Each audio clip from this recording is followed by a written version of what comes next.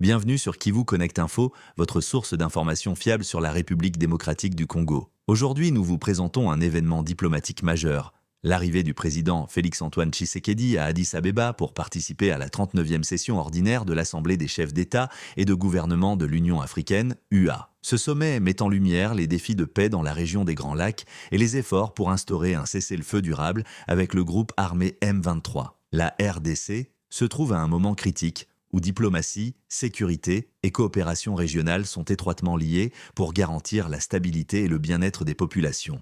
Le sommet se tient les 14 et 15 février 2026 à Addis Abeba et est placé sous le thème « Assurer une disponibilité durable de l'eau et un assainissement sûr pour atteindre les objectifs de l'agenda 2063 ». Ce thème central reflète l'importance de la coopération régionale pour des services essentiels et la stabilité socio-économique, tout en servant de cadre pour aborder les questions de paix et sécurité sur le continent. La sécurité en RDC, notamment dans l'est du pays, est un enjeu prioritaire du sommet. L'instabilité persistante dans des provinces comme Nord Kivu, Sud Kivu et Ituri impacte la vie quotidienne de millions de Congolais, perturbant l'accès aux services de base, l'éducation et la santé. Les chefs d'État africains discuteront également de la sécurité alimentaire, de la résilience face au changement climatique et de la mise en œuvre de la zone de libre-échange continentale africaine, ZLECAF, démontrant que la paix et la prospérité économique sont intimement liées. Les crises régionales, y compris en Libye, au Sahel et au Soudan, ainsi que les catastrophes naturelles, seront examinées pour renforcer la coordination africaine dans la gestion des urgences et la prévention des conflits. Le sommet prévoit le passage de la présidence tournante de l'UA au président burundais Évariste Ndayishimiye, succédant au président angolais João Lourenço. Cette transition marque un moment historique pour le Burundi, qui assume pour la première fois la présidence de l'UA depuis sa création. L'Angola a proposé un cessez-le-feu entre le gouvernement congolais et le M23, devant entrer en vigueur à partir du 18 février 2026 à midi. Cette initiative est le fruit d'un dialogue diplomatique impliquant les présidents angolais, congolais, togolais et l'ancien président nigérian Olusegun Obasanjo, nommé facilitateur par l'UA. La date de début du cessez-le-feu dépend d'une acceptation publique officielle de Kinshasa et du M23, ce qui souligne la complexité du processus et la nécessité de la diplomatie pour éviter tout malentendu pouvant relancer les hostilités. Une phase préparatoire de dialogue intercongolais est prévue à Luanda pour favoriser des discussions constructives et garantir que toutes les parties prenantes puissent s'exprimer sur les préoccupations sécuritaires et humanitaires. Cette initiative fait suite à la réunion de Lomé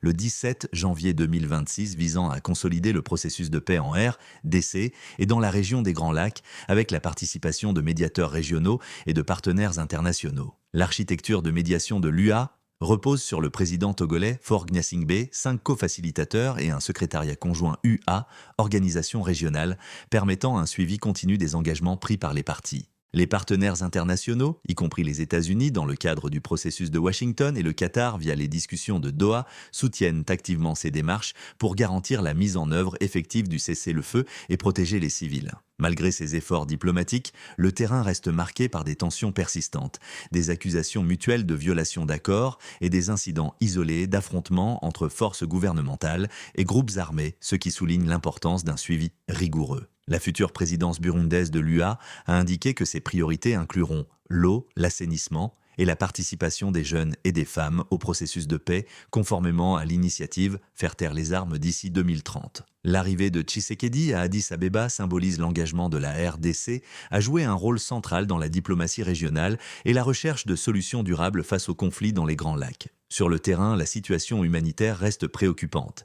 Des milliers de personnes déplacées vivent dans des conditions précaires et l'accès aux soins de santé et à l'éducation est fortement limité par l'insécurité. L'AFC/M23 a exprimé ses réserves sur les démarches diplomatiques de Kinshasa, dénonçant ce qu'elle qualifie de stratégie visant à fragmenter les forces rebelles et à influencer le processus de négociation. La Belgique et d'autres partenaires internationaux encouragent toutes les parties à saisir cette dynamique diplomatique pour transformer les initiatives en mesures concrètes et effectives sur le terrain. Les discussions à l'UA visent également à renforcer la représentation africaine au Conseil de sécurité des Nations Unies, afin que l'Afrique puisse peser sur les décisions internationales liées à la sécurité et aux conflits régionaux. Le sommet de l'UA offre une occasion unique de renforcer la coopération régionale, de stabiliser l'Est de la RDC est de créer un environnement favorable à la reprise économique et à la sécurité des citoyens. L'ensemble de ces initiatives, allant du cessez-le-feu proposé par l'Angola à l'implication directe de Tshisekedi et de l'UA,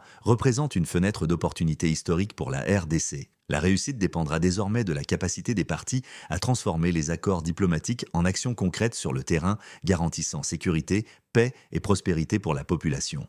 L'arrivée du président Félix Tshisekedi à Addis Abeba et les initiatives diplomatiques actuelles offrent un espoir tangible pour la paix dans l'est de la RDC. Le suivi rigoureux des engagements pris par les partis, la médiation de l'UA et la coopération internationale seront déterminants pour la stabilité de la région. Merci d'avoir suivi Qui vous connecte Info, votre source fiable pour l'actualité en RDC et dans les Grands Lacs. Restez connectés pour des mises à jour continues et des analyses approfondies.